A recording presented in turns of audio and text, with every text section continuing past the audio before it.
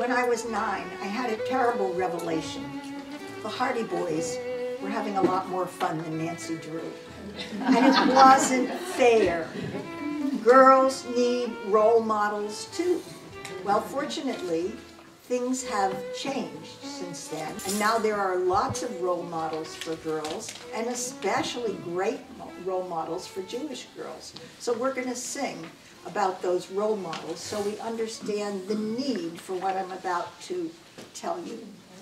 Bella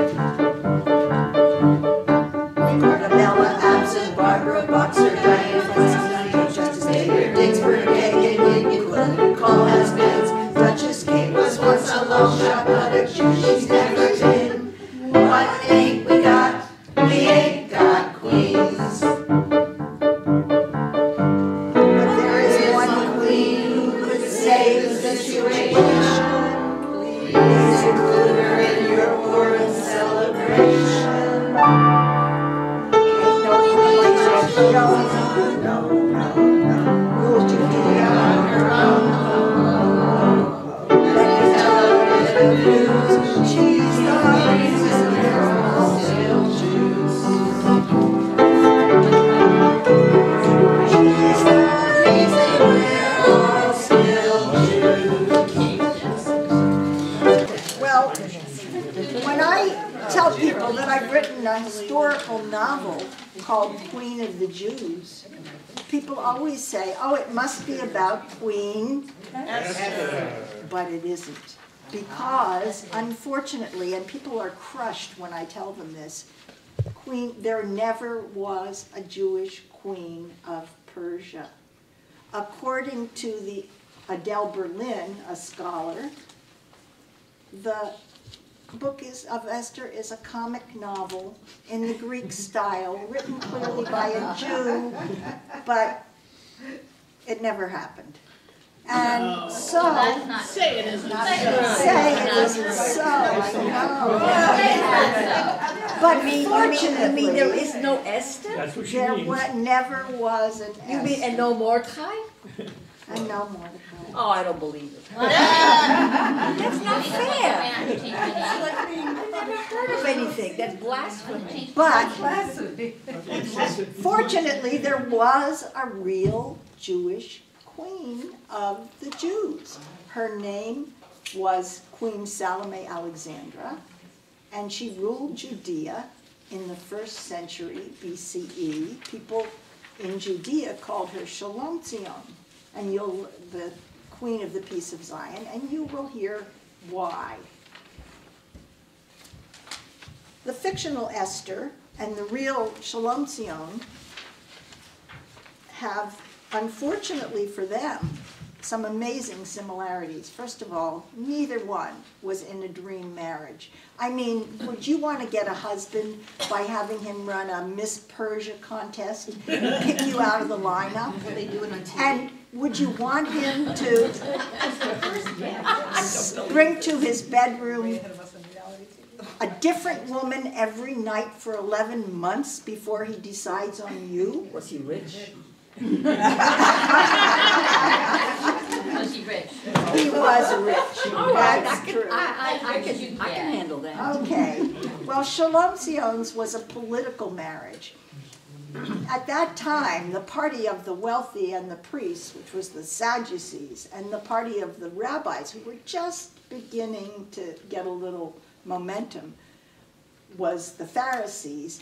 And John Hyrcanus, who was the high priest, thought he could resolve the problem by marrying his son to the sister of the most prominent rabbi of the time, Rabbi Shimon ben Shetta. But it didn't work for a couple of reasons. First, her husband died after being king for only a year, and you have to read my book to find out the mysterious circumstances of his death. But then she had a dilemma. If she wanted to remain queen, and who, after a little taste of palace life, wouldn't want to remain queen, she had to marry the next brother in line for the throne. There were problems with that. First of all, She was 37. He was 22. What 22-year-old young man wants to marry someone old enough to be his babysitter, or worse, his mother?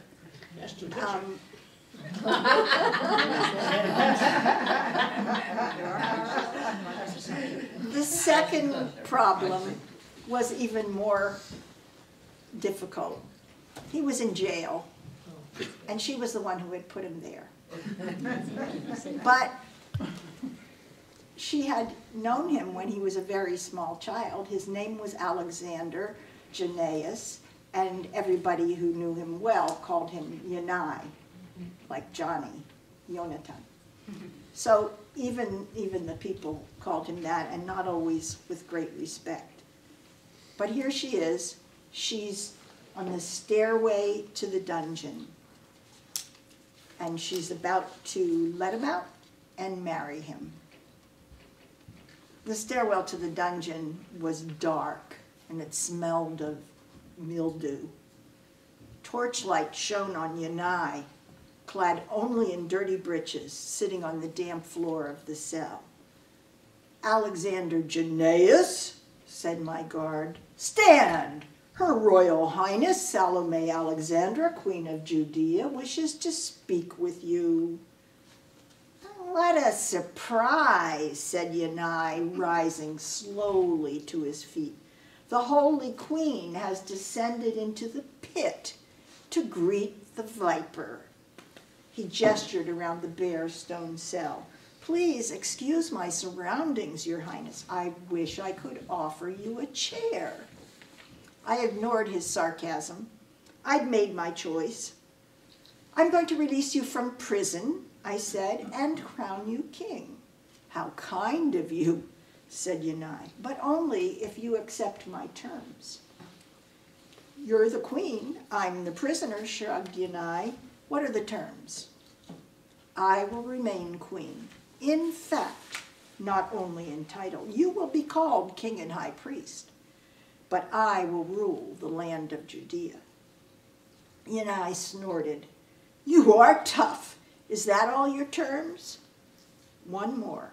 You must marry me and give me children." "You want me to marry you, old woman?" said Yanai. "You think you can still bear children?" "Children should be no problem," I said. "I'm not sure I can bear you." Both of these queens were married to men with huge appetites for two things: women and drink. As you probably know, when Esther wanted to point out to her husband that all the Jews of the Persian Empire were about to be massacred by her husband's second in command, in order to get his attention, what did she have to do? She had to invite him to a drinking party. And then she had to invite him to another drinking party. And when she finally got his attention, she could change things. Well, her husband was a drunken fool, but Shalom Sion's husband was something a bit worse. He was a vicious, mean, and unpredictable drunk. So here's what happened at the Feast of Circumcision for their second child. And this is in the Talmud, by the way. At first, the wine just made him jolly and a bit argumentative. When I commented on the excellence of the lamb, Yanai insisted that goat was better. "Whatever you say," I agreed. "You're just saying that," said Yanai. "You like lamb because it has no flavor, like everything about this court. I like goat because it's tough. Even when it's roasted, it kicks back." "Whatever you say," I repeated. "We should take a vote of the Sanhedrin," said Yanai, his voice rising. "Why not just call in the acting high priest and ask him?" I suggested. He eats from the meat of the sacrifices, just as we do. How could I have made such a stupid suggestion? Yanai loathed the acting high priest, Issachar. Issachar veiled his hands in silk. When Issachar heard Yanai's question, he dismissed it with a flick of his white-gloved hand. "It is obvious," said the acting high priest. "If goat were better, it would be brought as the daily offering." Yanai thumped the table with his fist. "Look at the way he flicks his wrist at us," he growled. "Obviously, he has no respect for royalty." He turned to the guard standing beside him. "Take this man," he said, grabbing Issachar's sleeve, "and cut off his impudent right hand." "Yanai," I protested, "you asked for his opinion." "His opinion was wrong," said Yanai. So obviously, each of these women, there was a certain amount of danger that was part of being a queen in these circumstances. When when Mordecai told Esther, "Go talk to the king and change this decree," Esther said, "I can't go to the king. I can only go when he calls me. And if I come when he doesn't call me, unless he holds out his royal scepter," and I leave you to consider what that might mean, "I'll have my head cut off." Mordecai said, "If you don't do it, you're going to die anyway. And somebody else will save the Jews." So she said, she had a flair for the dramatic. "If I die, I die." But for Shalom Zion, a real woman living with a real alcoholic, every day was a new danger. You never knew what to expect from this man. Yanai hated the Pharisee rabbis. I think he was probably illiterate because he hadn't grown up in Jerusalem. He'd grown up in the Galilee in a barracks. So, whatever the reason, he started a 6-year civil war against the Pharisees. He crucified 800 Pharisees in the public square in Jerusalem. And behind his back, Shalom Zion was helping the Pharisees. She remained a loyal follower. She got them safe houses in Alexandria. She found caves. And she knew where all of them were when finally her husband died of his hard drink. But in the meantime, you may think she was foolish rather than brave, but she went down to the battlefield and tried to persuade them Jews should not be fighting Jews. Of course, once a man has a sword in his hand, no offense, trying to stop him from fighting is probably, let's say, it's overly optimistic. So, at the end of the war, the one thing Yanai was good at was being a soldier, so he kept fighting. He doubled the size of the land. But eventually he died right in the middle of a battle. Shalom Zion went to the battle site and led the troops, secured a victory. But she secured something else. She secured a written document from this dying man that said she should be queen of Judea. This was at a time when a woman wasn't allowed to make a vow without her husband's permission. But somehow she got back and persuaded the people, and maybe the Sanhedrin, that she should rule alone, even though she had 2 sons in their 20s who were very eager to get on the throne. What did she do with her 9 years? She ruled until her death. She ascended the throne at age 64, so I have nothing to worry about, and ruled until she was 73. married at 70. But 37. what did she do with that time? Well, first of all, she built a great defense, forts all around the edge of what was now Judea. She hired mercenaries. She sent the guys back home, the Jewish guys, to farm, which was about time because Judea was starving. And then there were no more wars. This was after 100 years of wars, from the Maccabees until she took the throne. So that was in itself an accomplishment and earned her the name Shalom Zion. But she also expanded the rights of women. This she had to do, as women have for centuries had to do, through the men that she could influence, namely her brother, because all Jewish law was interpreted by the rabbis. But she succeeded in making sure that divorced women would get their payment and wouldn't leave penniless no matter what tricks their husbands tried. And once these laws were in place, she, being the sole ruler, could put the power of the state behind enforcing them. She was very pious. She built mikveh pools all over the land. And the most important thing she did was bring the rabbis back and have them reestablish their schools. So this was the model that Christianity and Islam built on, a teacher and disciples. It took another 2,000 years before women were allowed to become the students, but you know, one thing at a time. So I'm sure, come up here, ladies.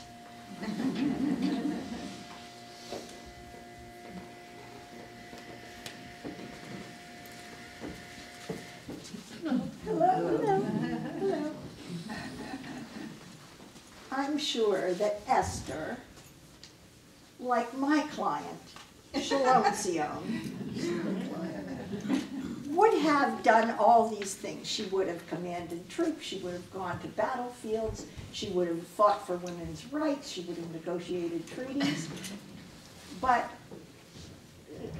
Esther had a problem, which is once she'd been in the king's bed, she wasn't allowed out of the harem again. Even when she wanted to talk to her cousin Mordecai, she had to send messengers. So she had it in her, but it didn't necessarily come out.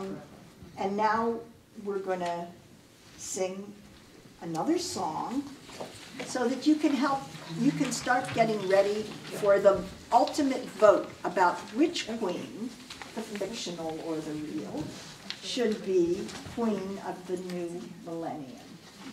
And this is once it was a pretty queen? Yeah, but are you going to say? Oh, yes, okay. And now, sisters, it's time to meet our contestants. In this corner, the 5'1" barrel of fun, known by everyone, though entirely fictional, Esther Queen Palin. Wait, and then, in this corner, the real hysterical queen of Judea, but who's ever heard of her, Shalom Zion Yiddish Cup Clinton. First, in the spirit of modern Jewish sisterhood, we invite you to sing 2 songs in praise of our 2 queens. The first song is to the tune of Once There Was a Wicked, Wicked Man, which is called Once There Was a Pretty, Pretty Queen.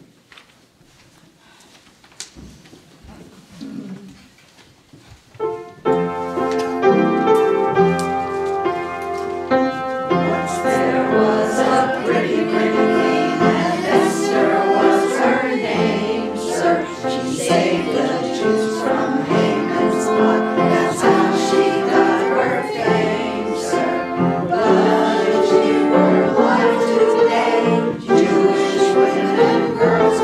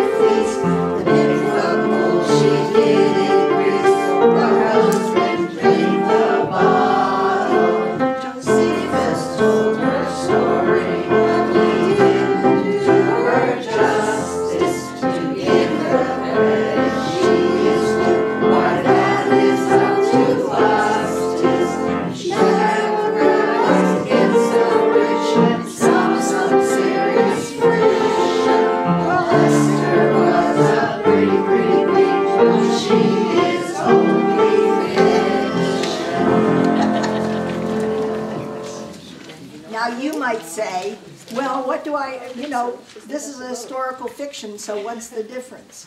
But there was a historical source, and his name was Josephus. He was a Roman Jewish historian. But unfortunately, he didn't like women very much, and he thought it was truly outrageous that a woman would rule Judea's throne, doing what a woman ought not to do, as he put it. And so she had no concept of what was good or right, even though she was very pious and the people loved her and all the people named their kids after her, their daughters. So we're just about to have our momentous vote. And sisters, and brothers, before we vote, I want to ask you a question. Which would you rather have? A queen who can run a country, keep roads paved and mikveh pools filled, build strong defense without making war, establish an educational system which girls might join within the next 2 millennia? So you're stacking the deck. Negotiate treaties and expand the rights of women, or a queen, sorry about this, who can win a beauty contest without wearing makeup. She did wear makeup. They prepared her for a whole year. And a whale. Right. Awfully But slippery. so anyway, She saved the life of community. I'm just posing the question. It has nothing to do with the fact that I will soon be signing this book. The Jews.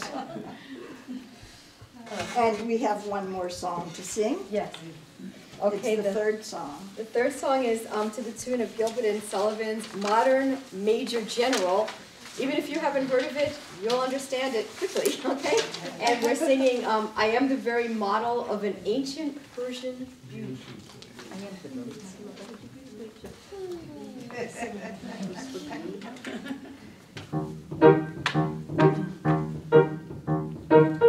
the very model of an ancient Persian beauty queen. I'm pale when I go out, but in the throne room all my beauty seen. When my husband calls for me, I never ask where he has been. 'Cause I'm the very model of an ancient Persian beauty queen. I'm like a great descendant, had a seat on old Judea's throne. He was my husband, but a dummy, never could he rule alone. So the lectures while I talk these today about is number 3. I got to hear what in me and get out to mind and all to see. Gave a party for the king and there revealed who Haman's not. I saved the Persian Jews in a scenario like Camelot. We celebrate my victory with brothers and a lot of noise. But girls are just like me and there are lots of choices for the boys.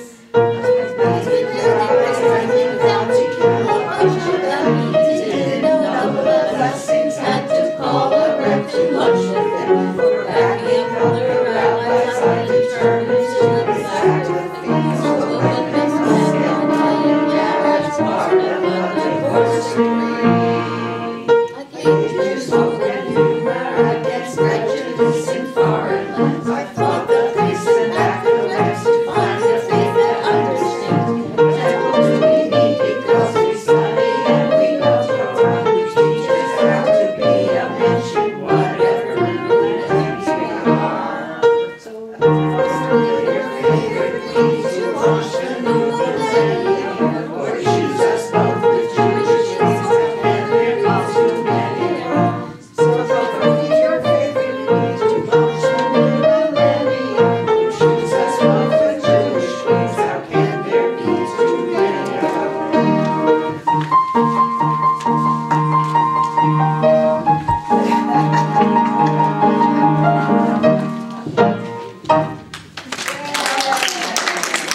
Oh, wait, you have to wait for the vote. I will put it down. Vote. I need my hand. Yes. Okay. Sisters, brothers, this is a one-party shul. So, you get to vote for both queens by making as much noise as you can with your grabbers. And afterwards, if you wish, the author will sign and sell you her historic novel, The Queen of the Jews, where you can learn about the real queen, Shalom Zion. Catcalls are welcome, but no rotten tomatoes, please. No eggs. Grabbers ready?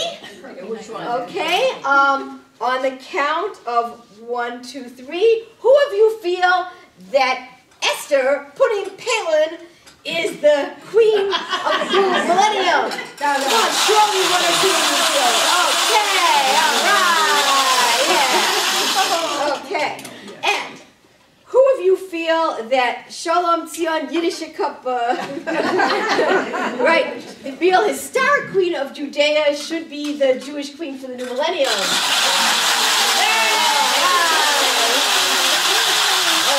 Okay, sounds to me like it's sort of, yeah. We need a vote. Shalom We need saying, a vote. but we do need, right, you, Right. yeah, but, good I'm job. done.